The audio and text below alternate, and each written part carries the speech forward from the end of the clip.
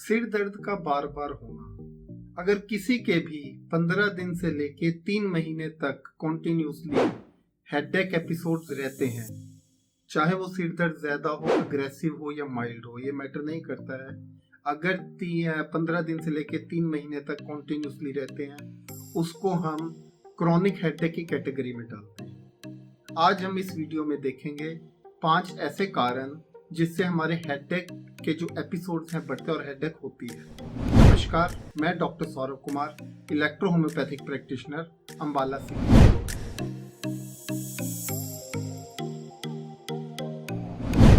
अगर आप देखिए, जो सबसे पहला और मेजर कारण है वो है sleep deprivation, lack of sleep. या जो लोग लेट सोते हैं और पूरी नींद नहीं लेते, उनको अगर आप देखें तो हेडेक के चांसेस बहुत ज़्यादा बढ़ जाते हैं।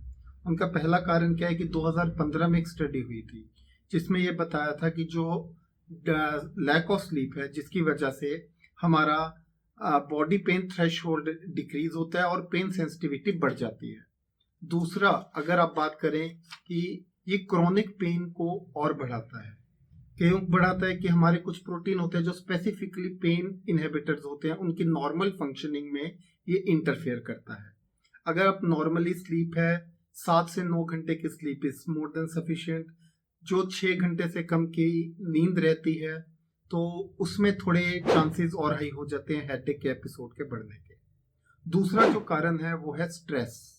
अगर आप देखें, हमारा ब्रेन और हमारा स्कल है वो एक पेन सेंसिटिव मेम्ब्रेन से घिरा हुआ है। जब भी हमें टेंशन हेडेक्स होते हैं, बेसिकली अगर देखें, tension headaches are the stem for certain abnormalities in these membranes or nearby blood vessels and nerves, जो ये प्रेस हो जाती हैं हेडेक की वजह से।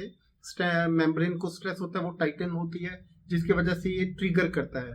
Stress buildup is one of the major causative agent for such abnormalities.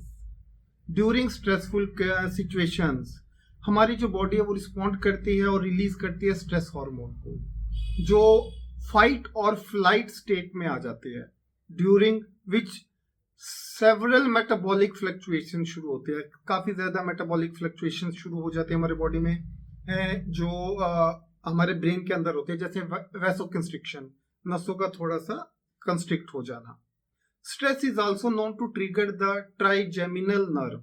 हमारे अंदर एक नर्व होते हैं, उसको हम ट्राइजेमिनल नर्व बोलते हैं, which results in agonising headache. Stress को लेना कम कीजिए, आपको हेडेक के चांसेस और कम हो जाएंगे। तीसरा, अगर आप देखें, कारण जो सबसे बड़ा है वो है हाई अल्कोहलिक इनटेक।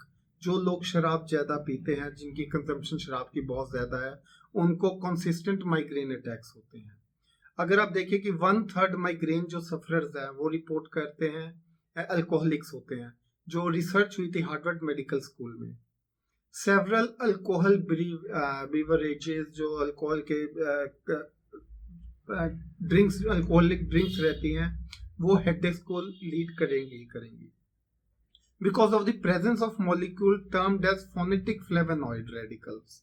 क्योंकि अगर आप देखें, अल्कोहल के अंदर एक मॉलिक्यूल होता है फेनेटिक फ्लेवोनॉइड रेडिकल्स, जो इंटरफेयर करता है हमारे सेरोटोनिन के साथ। सेरोटोनिन क्या है? Signalling neurotransmitter in the brain that is involved in migraine mechanism. तो कोशिश कीजिए जितना कम आप अल्कोहल ड्रिंक को कंज्यूम करें तो हेडेक के चांसेस कम हो सकते हैं उससे। और अगर इसमें एक और अल्कोहल में होता है ethanol, which may produce dehydration and certain chemical imbalance in the body, both of which can lead to migraine episodes. तो जितना कोशिश करें अल्कोहलिक बेवरेजेस से दूर रहें। अगला जौन सा है unhealthy dietary habits. Unhealthy dietary habit में सबसे पहले हम क्या करते हैं कि हम पानी बहुत कम पीते हैं।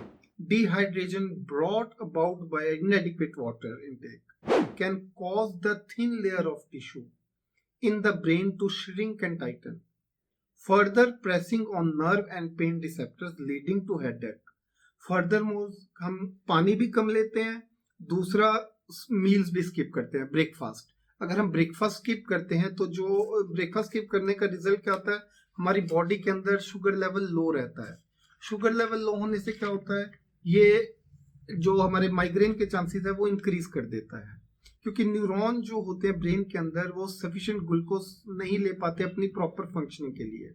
दूसरा क्या है, जब हमें भूख लगती है तो वो बीपी को बढ़ाता है, विच में Titan blood vessels around the head and neck resulting in persistent headache. अगर आप देखिए कि प्रोसेस्ड फूड है, प्रोसेस्ड फूड में भी बहुत हाई लेवल का नाइट्रेट होता है या कुछ ऐसे केमिकल्स रहते हैं जो आर्टिफिशियल स्वीटनर्स में होते हैं, that can result two cluster headaches. तो आपको कोई मील स्किप नहीं करना, डिहाइड्रेशन नहीं होने देनी, ठीक है। नेक्स्ट अगर आप बात करें तो हमारे जो पुअर पोस्चर्स होते हैं, tension headaches along with consistent neck pain. Tension headache जब होती है तो नेक पेन भी रहती है, mainly arise from muscle tension and tightness due to constant mechanical strains in the muscles. जब भी हम अपने पोस्चर्स को अच्छा नहीं रखते हैं तो वो हमारे मसल्स के आसपास के नर्व्स को टाइट कर देते हैं, जिसकी वजह से स्ट्रेन होती है जो सर्वाइकल स्पाइन और हेड रीजन के नियर बाय रहती है। अब उसमें क्या होता है कि हमारे excessive load is there on upper back and neck can cause tension headaches and several musculoskeletal issues. बहुत से मस्कुलोस्केलेटल इश्यूज अगर पोस्चर सही नहीं रखते वो भी एक बहुत बड़ा कारण है हमारे सर्वाइकल पेन होने का, या जो हमारे पोस्चर ठीक नहीं रहते, that can also leads to. ये कुछ कॉजेज थे जो हमारे हेडेक्स को ट्रिगर करते हैं। Thank you. होपफुली आपको ये हमारा वीडियो पसंद आएगा।